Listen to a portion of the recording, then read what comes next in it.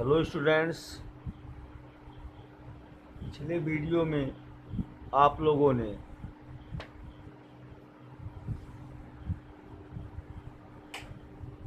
बायोसेवर्ट law को पढ़ लिया था। अब इस वीडियो में आप लोग एप्लीकेशन ऑफ बायोसेवर्ट लॉ पढ़ेंगे। बायोसेवर्ट लॉ के एप्लीकेशन को पढ़ेंगे। तो magnetic field due to a ring, किसी रिंग के कारण मैग्नेटिक फील्ड का फार्मूला आपको फाइंड करना है उसके एक्सिस पर। तो without doing any type of let we are coming at the topic.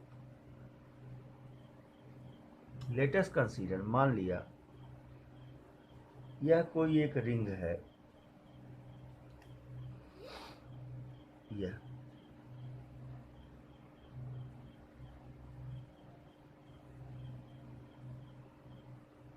एक सर्कुलर रिंग है। टॉपिक है मैग्नेटिक फील्ड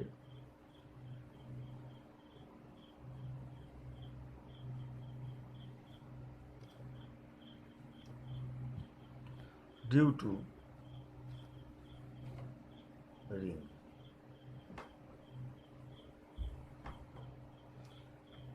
किसी रिंग के नाते मैग्नेटिक फील्ड का फार्मूला आपको फाइंड करना है। तो मान लिया ये रिंग है और ये रिंग की एक्सिस है।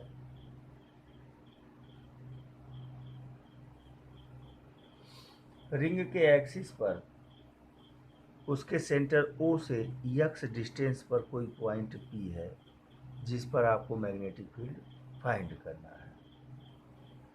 मान लिया रिंग में जो करंट फ्लो कर रही है वो एंटी क्लॉकवाइज इस प्रकार से, एंटी क्लॉकवाइज करंट इसमें क्या कर रही है, फ्लो कर रही है।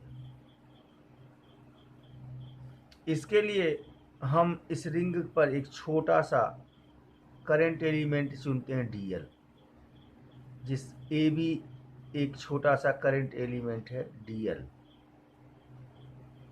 ये AB, और जिसकी डिस्टेंस इस पॉइंट से PR है। P पॉइंट से इसकी डिस्टेंस R है।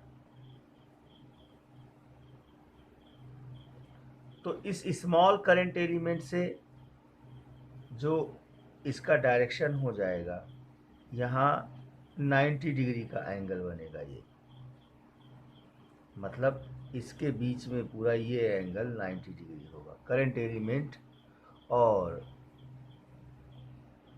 इस लाइन के बीच, क्योंकि ये टेंजेंट के एलांग लगेगा। रिंग को अगर आप कोई चूड़ी या कंगन ले लेंगे, उस पर जो करंट एलिमेंट है, देखो स्टूडेंट्स, जैसे ये एक रिंग है, ये रिंग शेप चूड़ी है, कंगन है, ये रिंग है। अब यही आपका रिंग है, इसी से कंपेयर करिए आप। इसमें करंट ऐसे एंटी क्लॉकवाइज बह रही, इस डायरेक्शन में करंट बह रही ऐसे एंटी क्लॉकवाइज। और यहाँ पर इस छोटे से टुकड़े को आपने जहाँ पकड़ा है, मैंने यहाँ एक छोटा सा करंट एलिमेंट लिए हैं आप ध्यान से समझें। तो बेटा जो करंट एलिमेंट होगा वह इस डायरेक्शन में टेंजेंशियल होगा। जैसे ये जो पेन है, करंट एलिमेंट कहाँ चुना है आपने, यहाँ चुना है, यहाँ यहाँ यहाँ, और सेंटर यहाँ है। यहाँ जो यक्स है, एक्सिस ऐसे है, जो पेन है ये एक्सिस है, इसके सेंटर से पास होती हुई लाइन, ये लाइन एक्सिस है इसकी, ये line this is axis. R, ये जो यक्स है वो इस एक्सिस पे है, इस पर। आर यहाँ है, यहाँ से यहाँ मिलाओ ऐसे, और DL यहाँ है। DL इसके टेंजेंट के लांग, यहाँ ये जो मेरा स्केच पेन दिख रहा है आपको, DL टेंजेंट के लांग यहाँ है ऐसे। ये रिंग है आपकी ये, और R यहाँ है, R यहाँ है बच्चों, R यहाँ। इस DL इसके बीच और इसके बीच रहा एंगल देखिए कितना बना 90 डिग्री। अब एक्सिस यहाँ है, यहाँ तीनों को अगर आप लेंगे, यहाँ से एक पेन लगा दीजिए एक्सिस पे इस पर से, तो ये एंगल और इसके बीच का जो एंगल है वो कितना डिग्री बनेगा, इस पेन के और इसके बीच 90 डिग्री। यानी यहाँ पर जो ये DL है ये टेंजेंट के एलांग है और इसके साथ ये 90 डिग्री पर आ जाएगा। यानी थीटा की जो वैल्यू हो जाएगी वो 90 डिग्री हो जाएगी। चूँकि जो थीटा हम चुनते हैं बायो-सेवर्ट लॉ में आपने देखा है कि जो हम थीटा चुनते हैं वो इस प्रकार से, जैसे यह एक वायर था स्ट्रेट वायर, इस पर करंट यहाँ फ्लो कर रही है, तो इस पर एक छोटा सा एलिमेंट आपने लिया था DL, और DL के साथ जो एंगल है R का, पॉइंट P यहाँ मैग्नेटिक फील्ड लिखे थे, ये एंगल थीटा है। इस पॉइंट पर magnetic field B equal to mu naught upon 4 pi IDL sine theta upon R square. यही तो फार्मूला आप लोगों ने बायो-सेवर्ट लॉ में देखा है।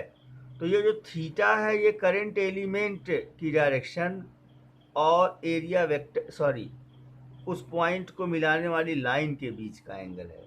तो ठीक ऐसे ही यहाँ पर अगर आप देखेंगे अपने फिगर में, तो ये करंट एलिमेंट यहाँ है, टेंजेंट के एलांग होगा और ये लाइन इसके साथ 90 डिग्री का एंगल बनाएगी।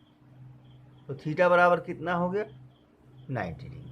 मान लिया जो ये सर्कुलर रिंग है इसका जो रेडियस है वो A है, तो इस करंट से इस पॉइंट पर मैग्नेटिक फील्ड की डायरेक्शन क्या होगी, इस लाइन के परपेंडिकुलर होगी। मान लो इस छोटे से करंट DL के नाते, करंट एलिमेंट DL के नाते जो मैग्नेटिक फील्ड है वो DB है, इससे 90 डिग्री पर यहाँ ये 90 डिग्री पर होना चाहिए, ये DB है। अब चूँकि जो है एक्सिस के एलांग नहीं है, तो एक्सिस के एलांग जब हम ले आएंगे, मान लिया ये एंगल थीटा है, इसे दो कंपोनेंट में रिजॉल्व करेंगे। इसे एक्सिस के एलांग यहाँ पे इस तरह से एक कंपोनेंट यहाँ जाएगा, अगर ये एंगल थीटा है तो ये एंगल थीटा हो जाएगा और एक एक्सिस के एलांग कंपोनेंट जाएगा, यह DB साइन थीटा हो जाएगा और यह कंपोनेंट DB कॉस थीटा हो जाएगा। ठीक ऐसे अगर इसके जस्ट अपोजिट हम एक दूसरा करंट एलिमेंट ले लें, यहाँ पर इसके जस्ट अपोजिट अगर इसे हम मिलाते हैं इससे, तो इसके नाते मैग्नेटिक फील्ड यहाँ आएगी,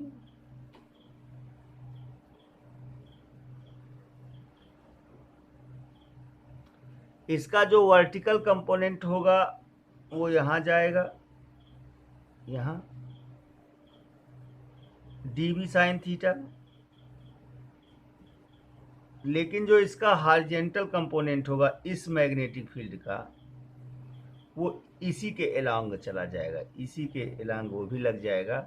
यानी दो कंपोनेंट यहीं चले गए, DB साइन थीटा और DB साइन थीटा। अगर इसे मान लो समझने के लिए DB डैश कहो तो ये DB डैश हो जाएगा, ये DB डैश साइन थीटा हो जाएगा।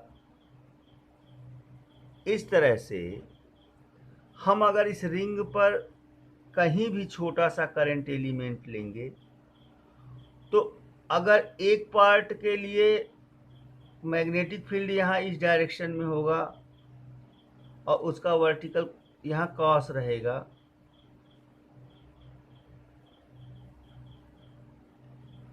उसका वर्टिकल कंपोनेंट कॉस कंपोनेंट ऊपर जाएगा और इसके जस्ट अपोजिट टुकड़ा अगर इधर चुनेंगे तो उसका कॉस कंपोनेंट नीचे आएगा।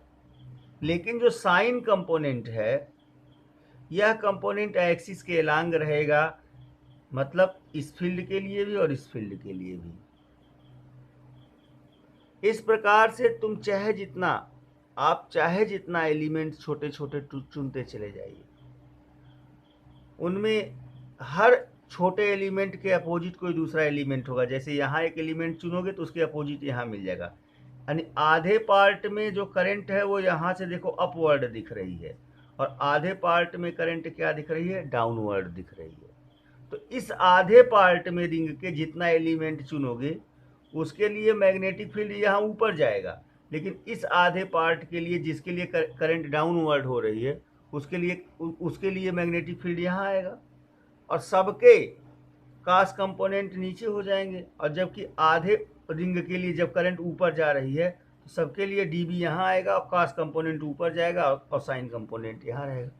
इस प्रकार से ये कंपोनेंट और ये कंपोनेंट इक्वल और अपोजिट होंगे और एक दूसरे को कैंसिल अप कर देंगे। तो रिजल्टेंट जो फील्ड होगी एट पॉइंट पी, बी बराबर क्या हो जाएगी, इंटीग्रल कर देंगे इसका, किसका इंटीग्रल कर देंगे, क्लोज रिंग के रिस्पेक्ट में close integral of D B sine theta के बराबर हो जाएगी। अब इक्वेशन फर्स्ट मान लेंगे, हियर डी बी बराबर क्या है, डी बी की वैल्यू लिख देंगे सबसे पहले बच्चों, डी बी बराबर, अब इस स्मॉल करंट एलिमेंट डीएल के कारण मैग्नेटिक फील्ड बायो से बैटरा लगा देंगे, I DL sine theta upon R square. कौन सा ला लगा यहाँ, बायो सेवर्ट ला, और थीटा बराबर कितना है यहाँ 90, तो साइन 90 इक्वल टू कितना हो जाएगा स्टूडेंट 1। ये इतनी बातें आप लोगों को अपने दिमाग में इंक्लूड करना पड़ेगा, यानी साइन थीटा की वैल्यू यहाँ कितनी हो जाएगी स्टूडेंट्स 1 हो जाएगी। तो डी बी इक्वल टू हो जाएगा I D L upon R square,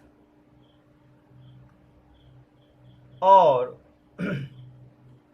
sign theta की जो वैल्यू हो जाएगी, इस यहाँ दो चीज़ें हैं, डी बी है और साइन थीटा है, इस फिगर से साइन थीटा की जो वैल्यू हो जाएगी, यानी in triangle A O P, ये एंगल 90 डिग्री है again, and sine theta equal to perpendicular है ए अपॉन हाइपोटेनियस क्या है R, A upon R, in right triangle A O P. इन दोनों वैल्यूज को, डीबी और साइन थीटा की वैल्यू को इस इक्वेशन फर्स्ट में पुट कर दीजिए। इक्वेशन फर्स्ट में पुट करेंगे तो b equal to close integral dB की value I D L upon R square into sine theta की वैल्यू a अपॉन आर हो जाएगी। यहाँ पे सारी चीज़ें आपको कांस्टेंट दिख रही हैं, कौन कौन, आई डी एल आई ए और R into R equal to R cube, इन्हें बाहर निकाल लेंगे। बाहर निकाल लेंगे तो बचेगा क्या, आई ए अपॉन आर क्यूब बाहर होगा, क्लोज इंटीग्रल डीएल हो जाएगा, और क्लोज इंटीग्रल डीएल मीन्स यल, और यल क्या है, इस रिंग का जो सरकमफरेंस है उसके बराबर हो जाएगा। तो हो जाएगा आई ए, और म्यू नॉट अपान 4 पाई छूट रहा है, इसे लिखते रहिएगा,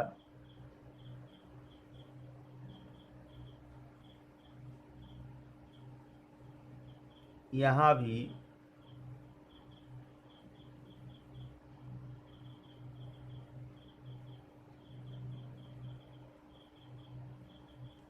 म्यू नॉट अपॉन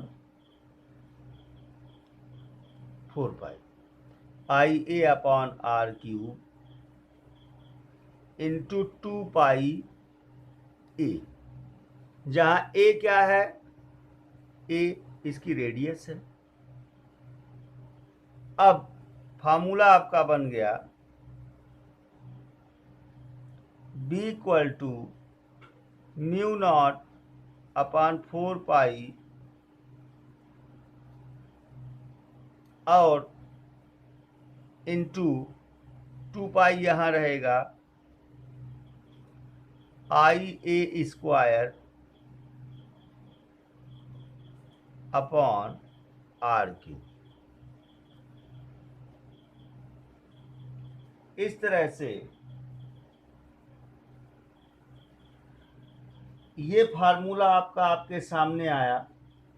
अब अगर r की वैल्यू को यहाँ से आप हटाना चाहते हैं तो r यहाँ है अंडर रूट ए स्क्वायर प्लस एक्स स्क्वायर हो जाएगा। r की वैल्यू r बराबर अंडर रूट ए स्क्वायर प्लस एक्स स्क्वायर।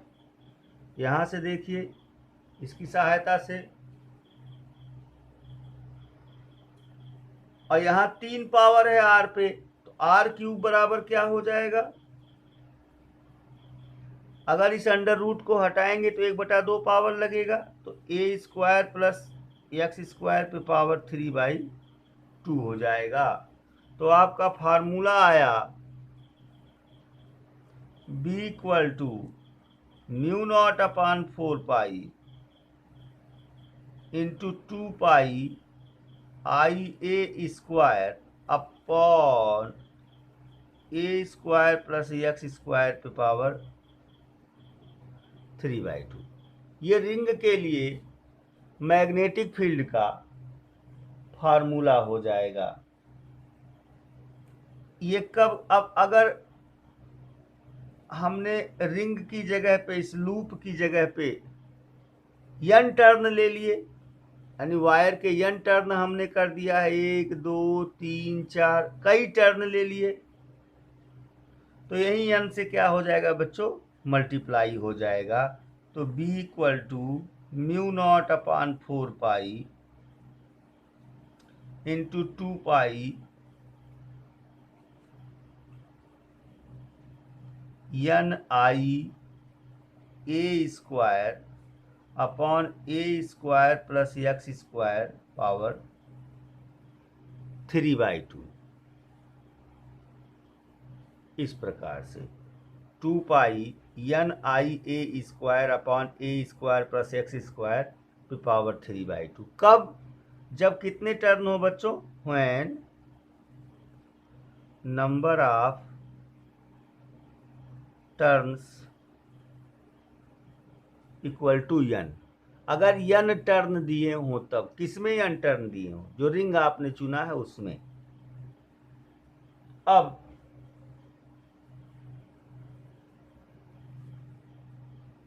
इसके कुछ स्पेशल केसेस के बारे में, कुछ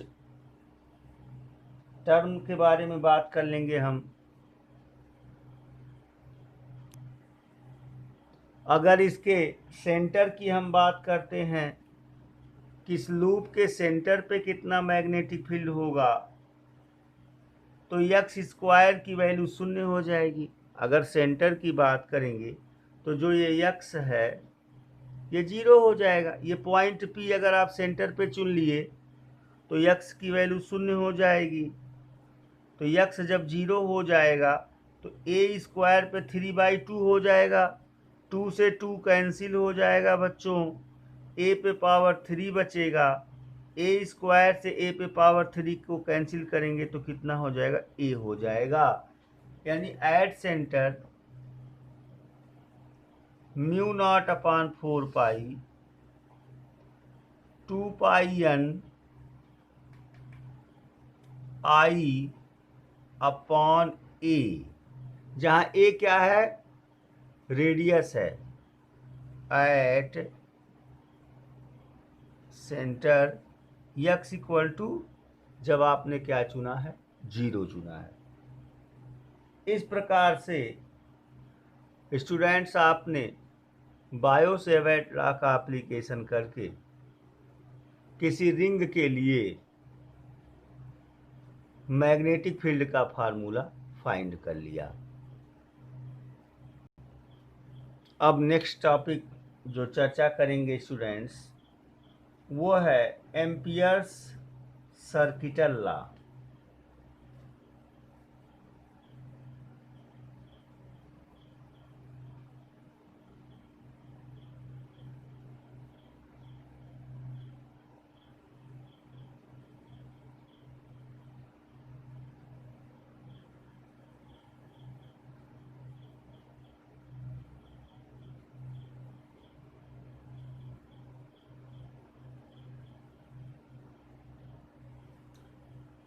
एम्पियर्स सर्किटल लॉ। एम्पियर का सर्किटल लॉ क्या कहता है? सबसे पहले इसका स्टेटमेंट सुन लेंगे। It states that the line integral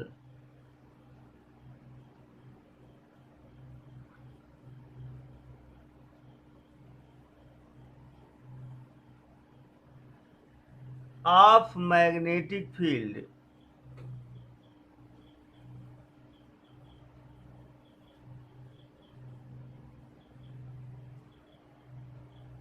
be around any closed path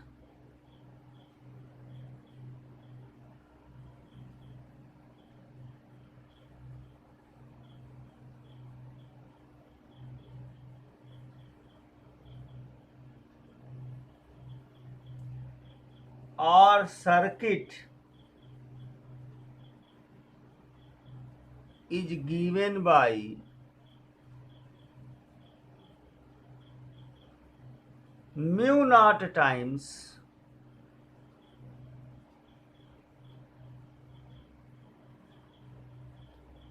threading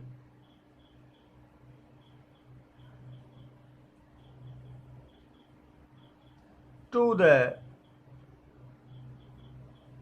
total current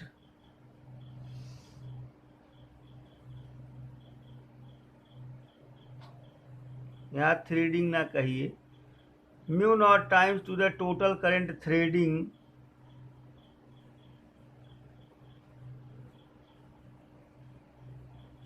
the closed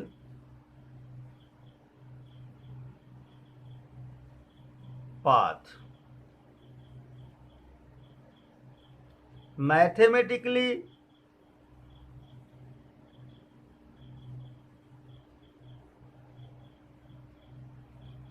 close integral B dot D L equal to mu naught I. ये Ampere का circuit law है। The line integral of magnetic field be around any closed path is given by mu naught times to the total current threading the closed path, and that path, that loop is also called Amperean loop। अब इसका proof देखेंगे।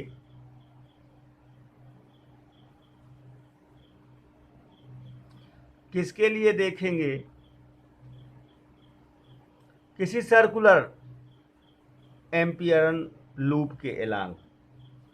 मान लिया यह एक straight wire है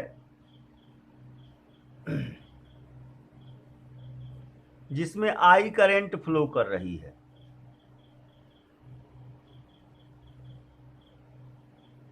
इससे are दूरी पर किसी पॉइंट पर परपेंडिकुलर डिस्टेंस पर, यहाँ आर दूरी पर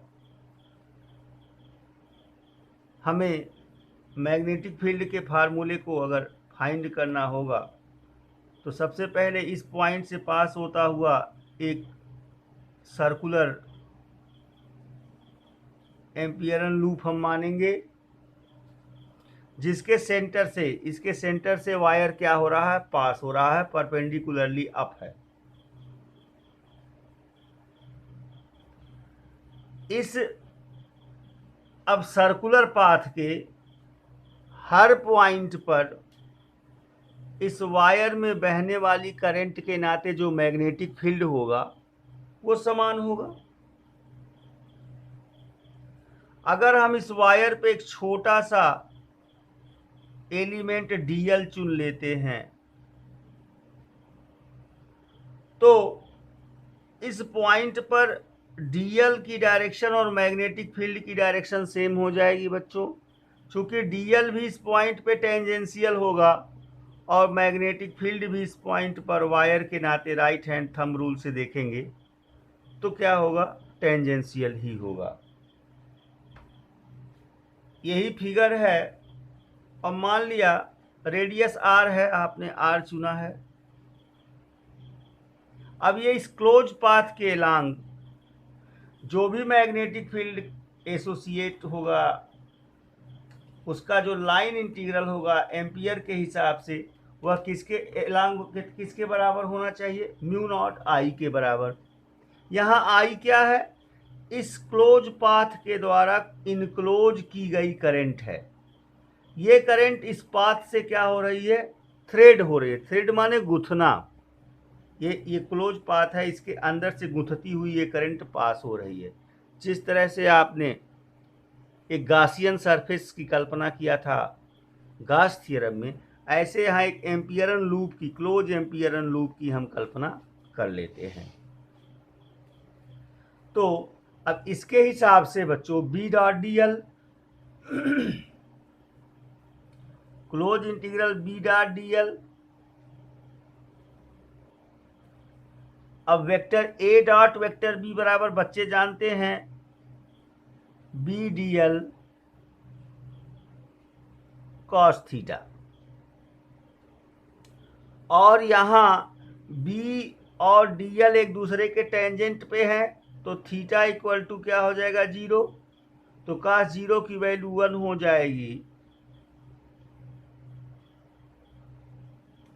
b इंटू डी एल हो जाएगा।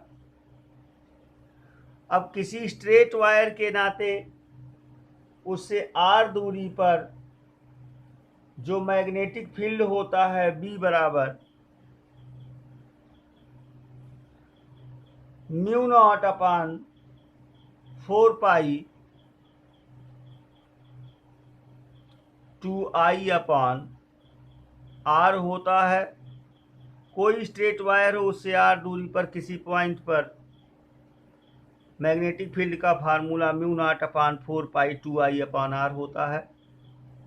अब यह मैग्नेटिक फील्ड का जो मैग्नीट्यूड होगा, जो B की वैल्यू है, वह इस पॉइंट, इस पॉइंट, इस पॉइंट, इस पॉइंट, इस पॉइंट, इस पॉइंट, यानी पूरे लूप पर आप कहीं चुनिए उसका मैग्नीट्यूड सेम होगा। हाँ, डायरेक्शन हर पॉइंट पे अलग अलग होगा।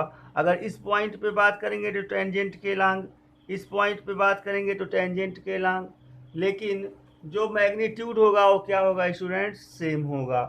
तो B कांस्टेंट हो जाएगा जो मैग्नीट्यूड सेम होगा, चूँकि ये मैग्नीट्यूड ही तो है। Magnitude of B magnitude of D L cos theta लिखे हैं, B बाहर हो जाएगा, क्लोज इंटीग्रल डी एल हो जाएगा। और B की वैल्यू कितना रखेंगे, म्यू नॉट अपान 4 पाई 2I अपान R रखेंगे। ये B dot close integral B dot D L का मान हो गया।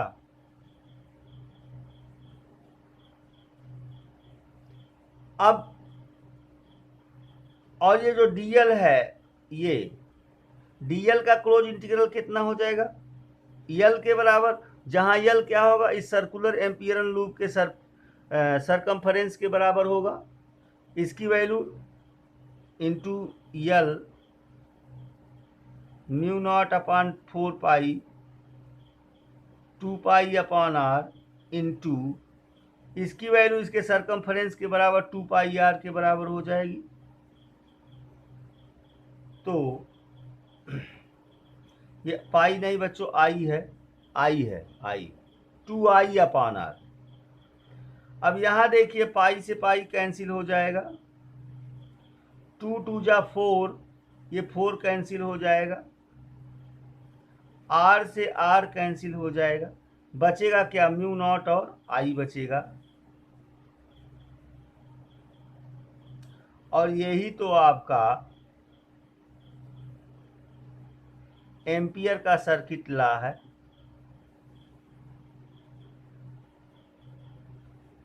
Clear students? अब एम्पियर के सर्किट लॉ का एप्लीकेशन हम नेक्स्ट वीडियो में पढ़ेंगे।